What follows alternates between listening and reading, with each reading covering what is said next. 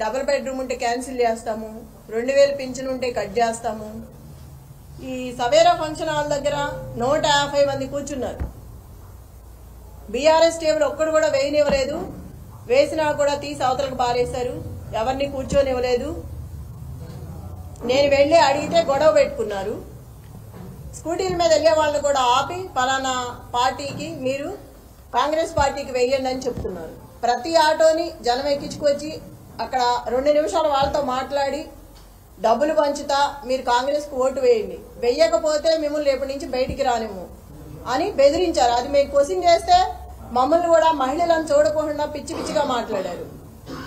నేను సవేరాలో ఒక బూత్ లోకి వెళ్తే 271లో నవీన్ యాదవ్ బావమరిది వెంకట యాదవ్ కూడా ఉన్నారు. నన్ను చూసి ఎమ్మట బయటికి పరిగెత్తుకొని వెళ్ళిపోయారు.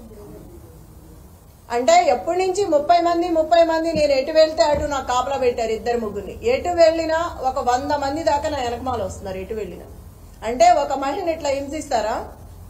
అంటే ఒక మహిళను తిరగనివరా? ఒక మహిళ ఇట్లా ఉండకూడదా? ఇంత అరాచకమా? ఇంత అన్యాయంగా చేస్తారా? బోరుబండలో కొట్టారు, టేబుల్ అయినవలేదు, కుర్చీలు ఇసిరేశారు. రౌడీ షీటర్ వచ్చాడు బయటికి. ఒక రౌడీ షీటర్ని ఆంబోతులా వదిలేసి మీదకి రచ్చ చేసి వాడిని వెనక తీయకోకుండా కార్యకర్తలు ఏంటిది అని అడిగితే ఎఫ్ఐఆర్ బుక్ చేసి లోపల పడేస్తాను నోరెత్తితే అని అంటున్నారు పోలీసులు. నేను అక్కడికి ఎంటర్ వెళ్ళంగానే 20 మంది పోలీసులు వెళ్ళిపోయారు ఎక్కడ వాళ్ళు అక్కడ. ఒక మహిళ వచ్చినప్పుడు ఉండాలా అండగా? వెళ్ళిపోతారు ఏటాళ్ళు పారిపోయి. ఇంత దొంగల్లాగా ఎందుకు చెప్పండి? పోలీసు సోదరులకు ఒకటే చెప్తున్నా, నేను జెన్యూన్ గా ఉండండి. ఒక మహిళకి సపోర్ట్ చేయమని నేను అడగట్లేదు, ఎవరి పని వాళ్ళని చేసుకునివ్వండి. అంత భయపడాల్సిన అవసరం ఏముంది? ఒకళ్ళ కింద పని చేయట్లేదు కదా మనం, అంత భయపడి నన్ను భయపెట్టాల్సిన అవసరం ఏముంది? ఏ డివిజన్ లో ఏ బూతులకి వెళ్ళినా ఇదే గొడవ. ఇప్పుడు కూడా బిర్యానీలో డబ్బులు పెట్టిస్తున్నారు. అంత కర్మేం పట్టింది? అంత ఓడిపోతామని అంత భయం ఎందుకు వేసింది? ప్రజల్ని మభ్యపెట్టి భయపెట్టి ఇళ్ల నుంచి బయటికి రానివట్లా. ప్రజలకు ఒకటే విజ్ఞప్తి చేసుకుంటున్నా, నేను ఎవ్వరూ కూడా భయపడుకోకుండా బయటకు వచ్చి ఇంకా 4 గంటల టైం ఉంది, దయచేసి ఓటు వినియోగించుకొని ఓటు వేసి మీరు రౌడీజాన్ని అరికట్టి రేపు ఇలాంటివి లేకుండా ఉండాలంటే ప్రతి ఒక్కరు బయటకు వచ్చి ఓటు వేయాలి. ఇంతకుముందు అధికారంలో ఉన్న బీఆర్ఎస్ పార్టీ ఇలాంటి ఎలక్షన్స్ చాలా చేసింది, కానీ ఎప్పుడు చేయలేదు. నేను చూసినంతలో ఎప్పుడూ జరగలేదు. ఫస్ట్ టైం నేను చూడటం. ఇట్లా ఉంటుందా అని ఇప్పుడే చూసా. నేను ఇన్ని సంవత్సరాల్లో ఎప్పుడు కూడా చూడలేదు. నేను నా భర్త ఇన్ని ఎలక్షన్స్ లో ఉన్నప్పుడు కూడా ఇలాంటిది ఎక్కడా వినపడలే. నేను స్టేట్ లో ఉన్న ఆకు రౌడీలు మొత్తం తీసుకొచ్చి పెట్టుకున్నారు. అంత దౌర్భాగ్యమా? అంత భయం ఎందుకు? అంత భయపెట్టాల్సిన అవసరం ఏముంది? దయచేసి మళ్ళీ చెప్తున్నా, ఓటు హక్కు వినియోగించుకోండి బయటకు వచ్చి. ఇట్లాగే ఉంటే మళ్ళీ రేపు ఈ గోండా రాజ్యమే ఉంటది. మీరు కనుక పార్టీని గెలిపించుకుంటే రేపు మీకు అండగా ఉంటది. ఇప్పుడు ఏం జరిగినా నేను చూసుకుంటాను. ప్రజలందరినీ మీకు అండగా ఉంటా, మీ వెనకమాల నిలబడతా, పార్టీ అండగా ఉంటది. ఏవైనా సరే 13వ తారీఖు వరకు ఎంత ఇబ్బంది అయినా పెట్టండి, ఎంతైనా భయపెట్టండి, కానీ 14వ తారీఖు తర్వాత మాత్రం మాదే. అప్పుడు చెప్తాం ఒక్కొక్కళ్ళ పని ఎవడేంటనేది. అప్పుడు చూసుకుంటాను. నేను ఎవరేం చేశారో ఇవాళ గుర్తుపెట్టుకుంటాను. పనికి మాలిన ఆకురౌడీ కూడా నోరెత్తి మాట్లాడుతున్నాడు ఇవాళ. పోలీసులు కూడా మహిళలను చూడకోకుండా ఎట్లా పడితే అట్లా మాట్లాడుతున్నారు. ఇందాక ఎవరు అతని పేరు? సురేష్ యాదవ్ ఎంత వల్గర్ గా మాట్లాడుతున్నాడు అంటే లేడీస్ అనుకోండి లేకుండా పిచ్చి పిచ్చిగా మాట్లాడుతున్నాడు.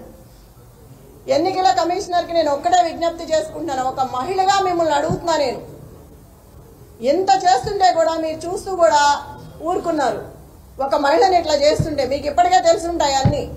నేను దయచేసి మిమ్మల్ని అడుగుతున్నాను, ఒక కోరుతున్నాను, మీరు బయటకు వచ్చి జరిగేదేదో చూసి ఏది కరెక్ట్ గా ఉందో వాళ్ళకి చెప్పి అట్లా చేయించండి.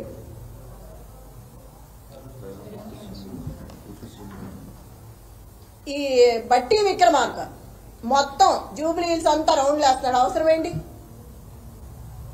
ఎమ్మెల్యే ఎవరు పేరు కూర్చొని ఉన్నాడు టేబుల్ దగ్గర, ఐలయ్య.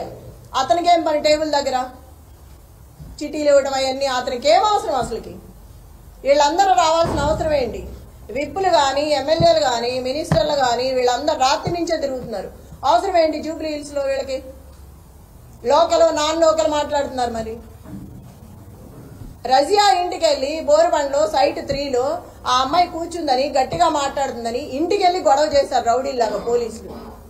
ఆ అమ్మాయి మీద కూడా గొడవ చేశారు కూర్చోవద్దని.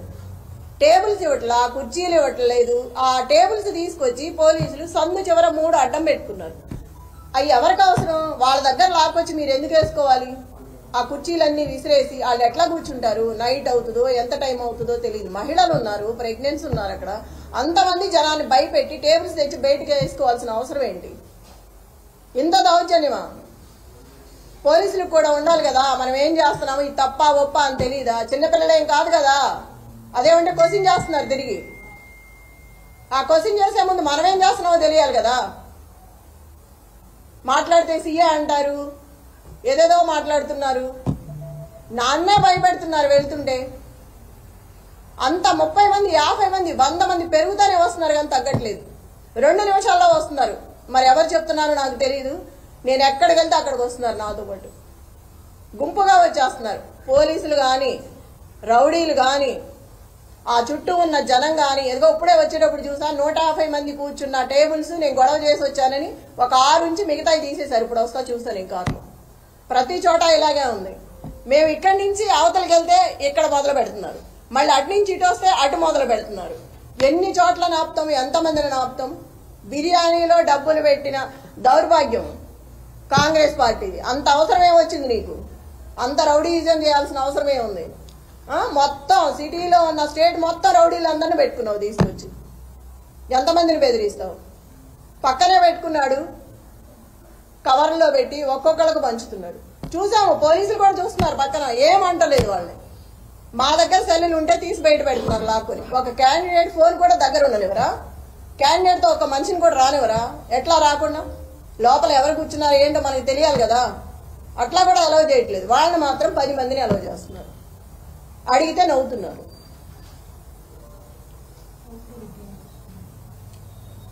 రిగ్గింగ్ చేస్తున్నారు. ఇప్పుడు వచ్చే ఆ మహిళను కూడా కరెంటు బిల్లు తీసుకురమ్మని వెనక్కి పంపించారు. ఎంత అన్యాయం! భయపెట్టి కరెంటు బిల్లు అవసరమా మనకు ఓటేయడానికి?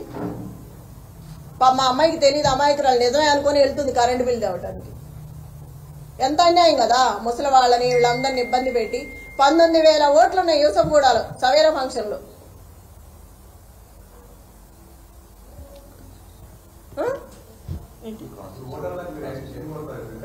వికలాంగులకి ఎన్ని పెట్టాలి? వీల్ చైర్స్ మనం 19,000 మంది అంటే ఎన్ని పెడతాము?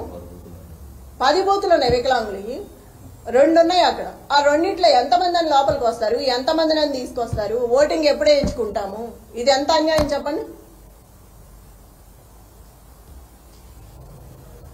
ఇటు నుంచి ఇటు వస్తే ఇటు వెళ్తున్నారు, అటు నుంచి ఇటు వస్తే అటు వెళ్తున్నారు. ఎంతమందిని ఆపుతాము? ఎంతమంది రౌడీలు, ఎంతమంది గుండాలు అక్కడ? ఫస్ట్ టైం చూస్తున్నాం సిటీలో ఇట్లా. రేపు నుంచి జనాలనే బతకనిస్తారు వీళ్ళు. ఇంత అన్యాయంగా అధిష్టానం అంతా ఆడవైపే ఉంది, సపోర్ట్ ఉంది. ఎవ్వరూ లేరు. బీఆర్ఎస్ పార్టీ అంటే గొడవే చేస్తున్నారు కానీ ఒక్కళ్ళని కూడా అలౌ చేయట్లేదు. టేబుల్స్ ఇట్లా, కుర్చీలు ఇట్లా. ఎవరికి చెప్పాలి? వాళ్లే ఇలా ఉంటే అధికార పార్టీ ఎవరికి చెప్తాం మనం? ఎవరు కంప్లైంట్ తీసుకోవట్లేదు ఇచ్చినా కూడా. ప్రజలందరికీ ఒకటే మనం మళ్లీ చెప్తున్నా నేను, అందరూ బయటకు వచ్చి ఓటు హక్కు వినియోగించుకొని సహకరించండి. ఒక మహిళకి నాకు సపోర్ట్ చేయండి. రౌడీ రాజ్యం అంటే ఇక ముందు కూడా మీరు అన్ని తెలుసు, నిన్నటి వరకు అన్ని చెప్పాము. మీరే ఆలోచించుకొని బయటకు వచ్చి ఓటు వేయండి. జరిగేదంతా చూస్తున్నారు మీరు. అందరికీ మళ్ళా ఒకసారి చెప్తున్నాను, 6 గంటల వరకు 4 గంటలు సమయం ఉంది. అందరూ బయటకు వచ్చి ఓటు హక్కు వినియోగించుకోండి. దయచేసి కేసీఆర్ గారిని గెలిపించుకోండి. నాకు ఇట్లా చూస్తుంటే ప్రతి ఒక్కళ్ళు చెప్తున్నారు, ఇప్పుడు వెళ్తే గోపన్న ఉంటే ఇట్లా జరిగేదే కాదు, గోపన్న లేడు కాబట్టి ఎంత హింసిస్తున్నారు మమ్మల్ని. నిజమే, నేను కూడా ఇవాడే ఫస్ట్ టైం గట్టిగా మాట్లాడుతున్నాను. ఎందుకంటే నాకు ఆవేశం వస్తుంది, ఎంత రౌడీయిజం చేస్తారా అని. ఒక మహిళగా కూడా నేను తట్టుకోలేకపోతున్నాను. తోటి మహిళలను కూడా ఇబ్బంది పెడుతున్నారు వస్తా అంటే. ఓటు వేయకపోతే రేపు మీ సంగతి ఉంటుంది. నన్ను బెదిరించాడా? ఆ నల్లగా ఉన్నాడు, ఏం పేరు, నవీన్ యాదవ్ మనిషి, ఆ 150 మందిలో ఉన్నాడు. రేపు చెప్తాను ఈ సంగతి అంటున్నాడు. నన్నే బెదిరిస్తున్నాడు, రేపు చూస్తాను ఈ సంగతి ఏందో అని. ఇంత అరాచకమా?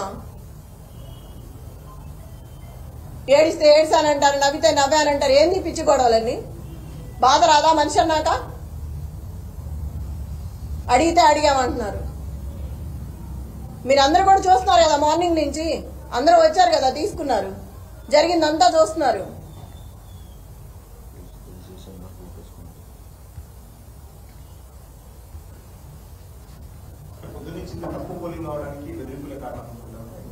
తప్పకుండా ఈ బెదిరింపుల వల్లే జనాలు బయటికి రావట్లేదు. రేపు ఇంటికి వచ్చి ఏం గొడవ చేస్తాడో, మమ్మల్ని బెదిరించి వెళ్ళాడు, ఇప్పుడే రావాలంటే భయంగా ఉంది బయటకు అని చెప్తున్నారు ఒక్కొక్కరు.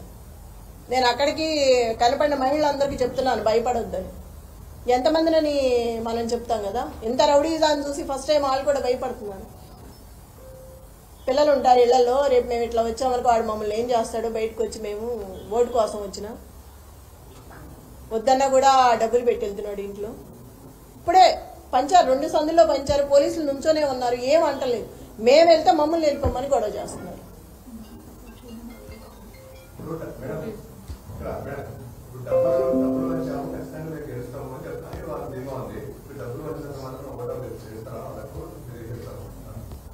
ఓటర్లు చాలా తెలివైన వాళ్ళు ఎటు వేయాలో వాళ్ళకి తెలుసు. కానీ భయపెట్టి బెదిరిస్తున్నారు కాబట్టి వాళ్ళు భయంతో బయటికి రావట్లేదు.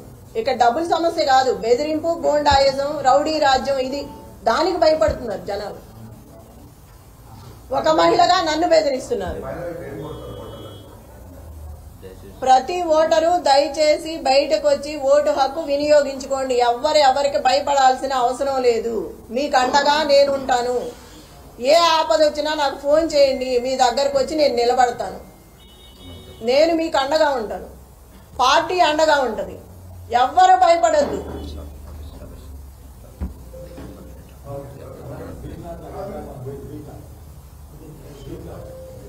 అవి చాలా ఉన్నాయి, చాలా చోట్ల, ఒకటని కాదు. ప్రతి డివిజన్ లో వెళ్ళిన చోట ప్రతి బూత్ లో ఉంది. ఒక బూత్ అనేం కాదు, ప్రతి బూత్ లో.